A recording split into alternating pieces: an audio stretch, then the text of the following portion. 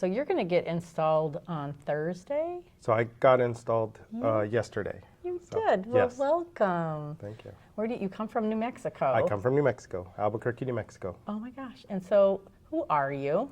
So I am Joseph Navarrete, Okay. and I am the newly elected Sons of the American Legion National Commander. That is wonderful. How long have you been in the Sons? Well, my membership right now is 35 years. Oh my gosh.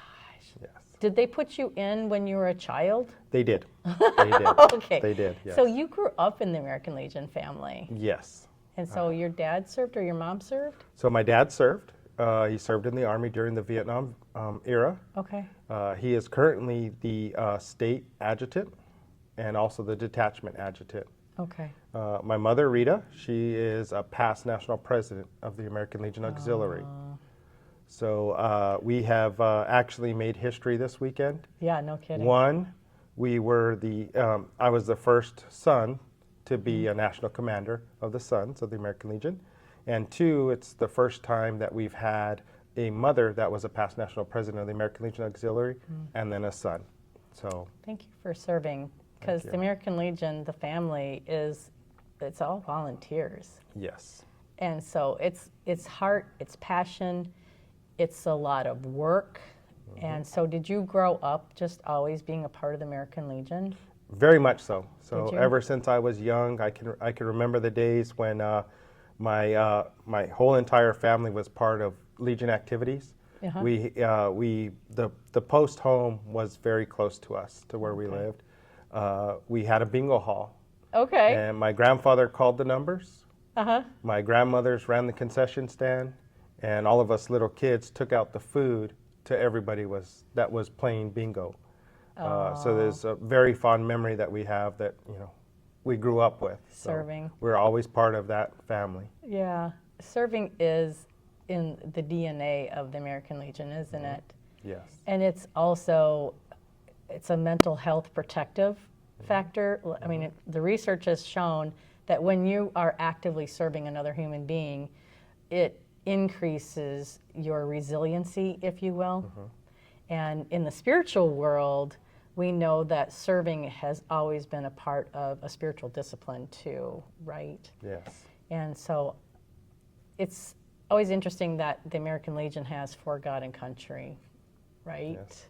I heard that there is this very specific prayer that's been important for you in the installation. Yes. So part of the special prayer or saying that I use not only when I close my speeches, but I close any of my meetings, is todo es posible con Dios y familia.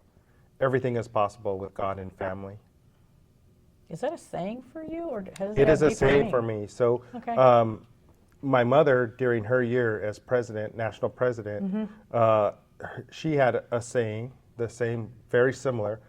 It was todo es posible con Dios. Everything is possible with God. And I added the family, la familia, because we're really about the family. The Legion family it's an extended family to what our... Yeah, yeah. So tell me some of the things that you're looking forward to this year. Oh, I've already started during my campaign that's been going on the last couple of years, just getting out and meeting people and seeing what they're doing, seeing the veterans that they're helping, seeing the activities that are going on, getting to meet people that I would have never had the opportunity to meet, Right. and build relationships. I know people now, Maryland, Nebraska, South Dakota, that are now brothers and sisters to me. And it's just amazing. We talk on a regular basis. We're texting, we're helping each other out, we're working on things. And I don't think anywhere else I would have had that opportunity to get that close to somebody, because we all believe in our common mission and our goal. Yeah. We're recording this right now, and we're at the National American Legion Convention. Yeah. We're actually in New Orleans. And what I've been learning, and this might hold true to you too, is your world gets a little bit smaller because you know that there are people across the United States of America, even in Mexico and Guatemala, Puerto Rico, in France, that have your back. Yes. Yes. Yes. Funny that you say that, but I've actually heard that quite several times just today. Have you? People coming up and congratulating me and telling me that they have my back. If I need anything, give them a call. Just the over outpouring of support is amazing. It's almost overwhelming to a certain point, but it just makes you feel so good because you know that you're there helping as well too. Yeah. Yeah. And so you're going to be traveling? Yes. Okay. Very much so. Yeah. So Okay. we start typically we used to we don't travel as much as the American Legion Commander because they travel throughout each state and visit a bunch of states. Yeah. With us being a smaller organization, we actually have a little bit limited travel. But I can tell you for the next 2 months, I won't be home a weekend throughout the months. Okay. And it's typically not normal, but they've asked us to really step up our involvement. And so I have the honor of being at the dedication for Father Fox, one of our 4 chaplains. I will be at his dedication where they're placing a stone at Arlington National Cemetery. And that's just right after Labor Day. And then I get back and I'll be at the World War I Memorial dedication. So it just really, it kicks off running. So this week just started and it doesn't stop. Okay. For a little while. You bring up, you're going to be busy. The American Legion, as well as all service organizations, we've been going through a membership change as our culture and who is getting older. And then there's the gap, you know, we have the whole generation thing that we can look at. Vietnam, there's no longer a draft, you know, conscription ended in 1973. So we have a smaller military, right? So we have a smaller base, but the message is it never changes. And for our audience that don't know, the American Legion has 2 programs, the Sons as well as the Riders. Correct. And then we also work in connection with the auxiliary. They're a part of our American Legion family too. And so getting out and letting people know what we do and why we do it, to me it's the why piece. It is definitely the why piece. And just to quote our former commander from this weekend, remembering our why. Why we're here, why we do what we do, you know, who gave us this opportunity, who sacrificed so that we could be here today. Because as sons, our eligibility is through a veteran. And it really comes down to that. We all have differences in life, but if we can remember why we're here and what we're doing, it makes it that much better. And you can get through those differences. Do you want to talk about differences a little bit? Because I think that's very unique to the American Legion. It's something that can cause a lot of frustration or contention, if you will, but it's really designed that way because the best can bubble up. Yes, I think it all boils down to we're all human beings. Yeah. And sometimes we don't agree with each other. Yep. It's in our nature. Yep. And but I think if you take a step back and think about it, or just take a breath and realize why we're here, what we're doing, who we're trying to help. We're not self-serving. We want to make sure that we're staying true to our goals. And when you can do that, then you can overcome and you can let those differences change. One thing I learned just from the corporate world, I spent several years working for Intel Corporation within their IT department. But it was disagree and commit. You know, it seems a lot harder, but it isn't. There's times when you can have a disagreement, but we know that we need to commit to get the goal done. Okay. So air out what the other person is seeing and then arrive at a solution and then move forward. Yes. Is that what the decision? Exactly. And you know, when it comes from, you know, from the very simplistic terms, if my boss says this is how it's going to be, even though I may not agree with it, I'm going to commit to it and I'm going to support him because bottom line, we need to get it done, and that's how he said it's going to be done. So we're going to support it. Yeah. You know, we don't want to talk about him behind his back. We don't want to, you know, undercut him. We need to support it because we need to show that front, that united front. And we have the opportunity in the American Legion family to really exercise that because it doesn't come off the first time because our nature really is to try to get people on our side, isn't it? Yes. you know, that camp thing, and now there's TV for, you know, the reality TV shows. But we see it happening on the floor, you know, when we all come together. We will take opposing viewpoints because we need to get the fuller picture. And I'm always curious because the Sons is a program of the American Legion, so you exist to serve, and your autonomy is structured in a way where you are designed to support the American Legion. So do you have autonomy? So we have autonomy in a certain way. Okay. As a program, we are a program of the American Legion. However, they have given us the opportunity to structure ourselves. So we structure ourselves pretty much mirrored to the American Legion. Oh, okay. We have an NEC, we have a body, we have national officers. We run as if we were our own entity. However, we have great oversight from our American Legion counterparts. They ensure that we are following what we're true to. And sometimes it can be difficult. We're going through a huge culture change right now. And the thing is the Sons have always been growing. Our membership continues to grow.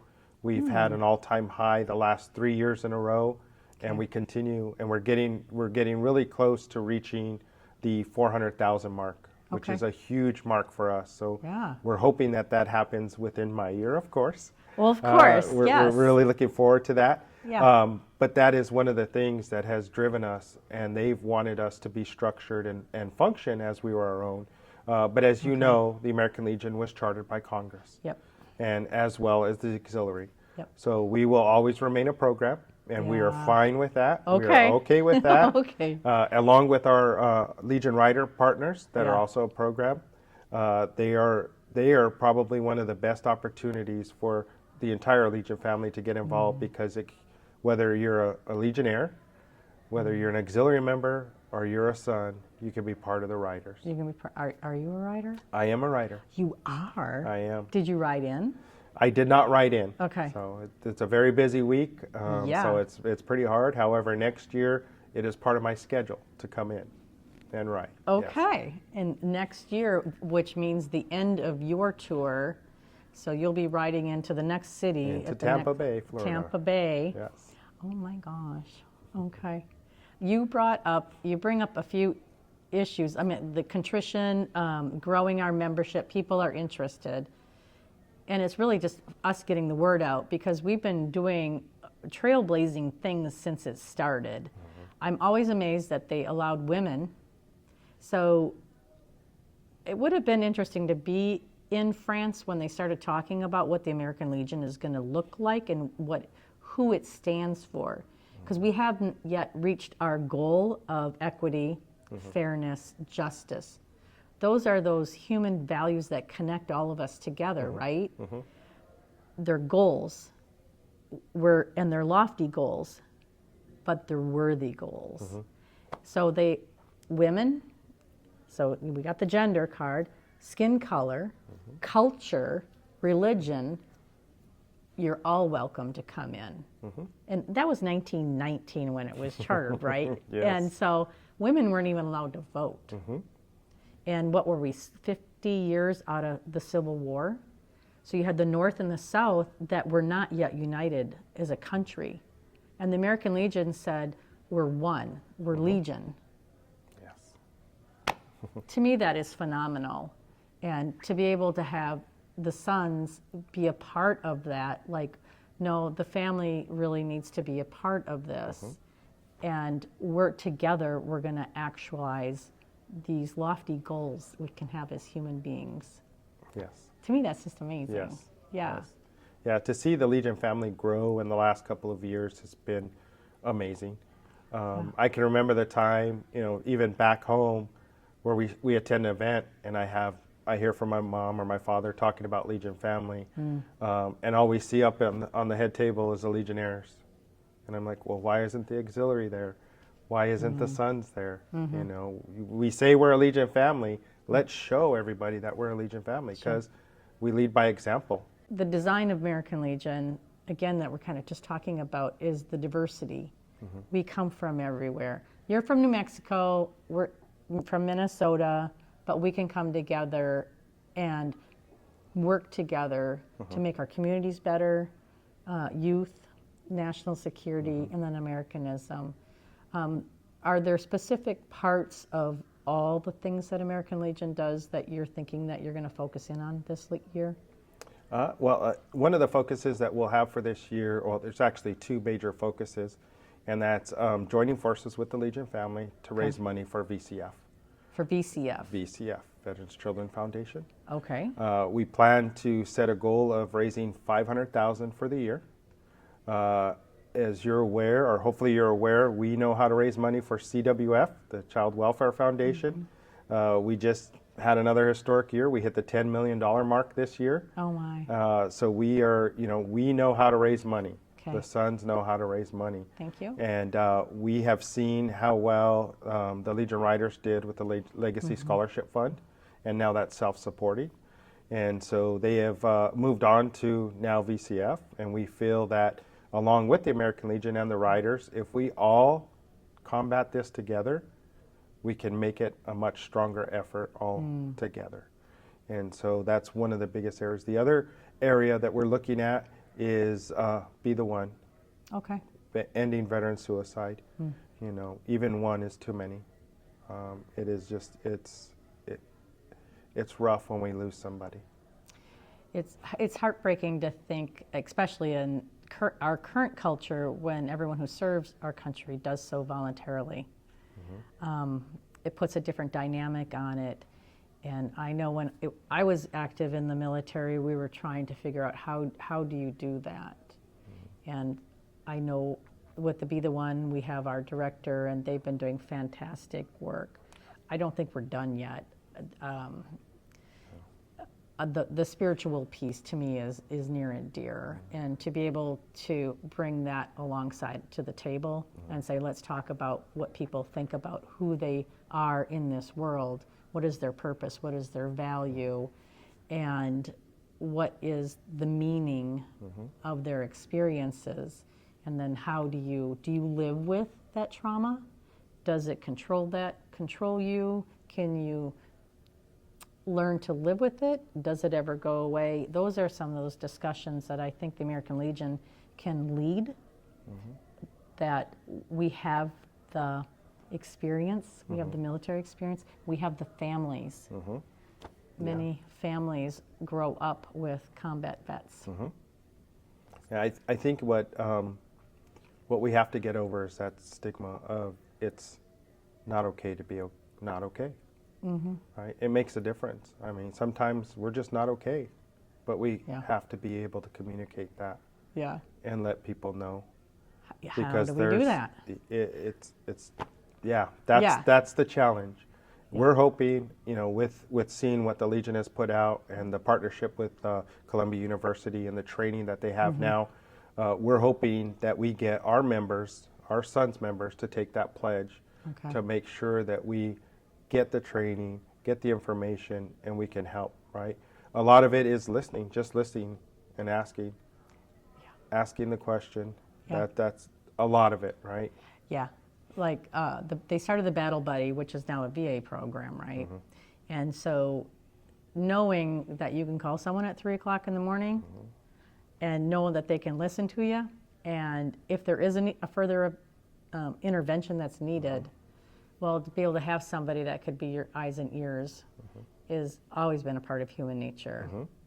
In Minnesota, and if you get up to Minnesota, I would love to connect you with Dr. Lansing, Veterans Empowered, and their work that they're doing to normalize what combat and what trauma does to a heart and a soul of a human being.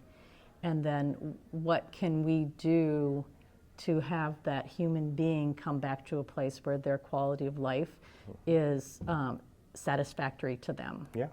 Exactly. And that's what your goal is too. So I would love to connect you two up because I think that they're onto something as far as this isn't a new phenomenon.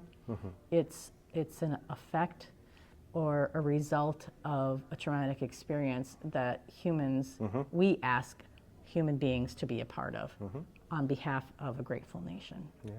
And unfortunately, we've been dealing with this for a very long time. Yes. So how do we get past it? or how do we put the tools in place where it's safe to talk about it. So I look forward to your year. Thank you. Yes, it's going to be fun. It and is. tiring. It's very exciting. It's we're day one, but it feels. I'm talking it to feels you like, on day yes, one. Yes. So, but it has already taken off like a bullet. I don't see it slowing down anytime soon. But it's definitely it's rewarding. It's unsettling at sometimes. It's just you start to really think about the impact that you're going to have just by talking and spending time with somebody, really listening to their story. Because again, that is part of what we're looking at, and not just saying, "Oh, do this, do that." No. So the American Legion puts leaders in place for a year on purpose, because you're going to have the opportunity to serve and gather so much more information. But then we're expecting you, when the hat comes off, to continue to be a part of the American Legion. And you can hear in a different way of listening, can't you? Yes. And you'll be able to see. And you also be able to know that that person in Germany, you can just call them up if you need to, and affect change, create programs, work together, serve a need. That's all we really want as human beings, is to know that people see us and we can connect. Yes. And I think that's why we have for God and country first, that spiritual piece. But on this podcast, Spotlight on Spirit, it's designed really to create that conversation starter, because the way we say God is in a Judeo-Christian way. I know they struggled with how to identify that creator, that deity, because we've always had Native Americans, we've always had Jewish individuals that have served, we've always had atheists, we've always had a conglomeration of individuals that have served. And so they arrived at God because that's the most common way historically we've always identified this deity. Yes. But that doesn't mean that my way of experiencing God is necessarily your way either. So New Mexico might, in the culture you were raised in, the time that you were raised in, it's just beautiful. So I appreciate you taking time. Oh, thank you very much. Day one. On day one, yes. I feel honored. I really do. So I appreciate day that. one. I actually have a coin for you. For me? For you, yes. and I think you'll find it fitting. But up here in Spanish is Dios, país, familia, God, country, family. You honor me. It's for you. Thank you. I appreciate that. Any final words that you would like to share? I would just like to thank you for allowing me to get our voice out. We are looking to make a difference and help our family. Yeah. That's what it's about. Yes. And whatever contact information that you want, we're going to put it in the description for the podcast. Okay. And the prayer, we're going to make sure that we have that put down, because I think that might be important for you for the next year. I know your family's going to be very happy that you share that with us. So thank you. Yes. We had just a quick note on the prayer. When I was installed for my installation, going back, my grandmother would say a prayer every time I traveled. When I went off, because when I worked for Intel Corporation, I did a lot of traveling, whether it was in the States or even overseas. Okay. And we're not that huge, at least we're not that huge of a city where we can't get to somewhere. But I could drive by my grandmother's house on my way to the airport. And I would stop by, ring the doorbell, she'd come up to the door, and she'd bless me and say the prayer. Unfortunately, she's not with us anymore. But my mother said her prayer on stage this year as her blessing to me as I now take on this travel. Beautiful. Thank you. Yeah. Thanks. Thank you.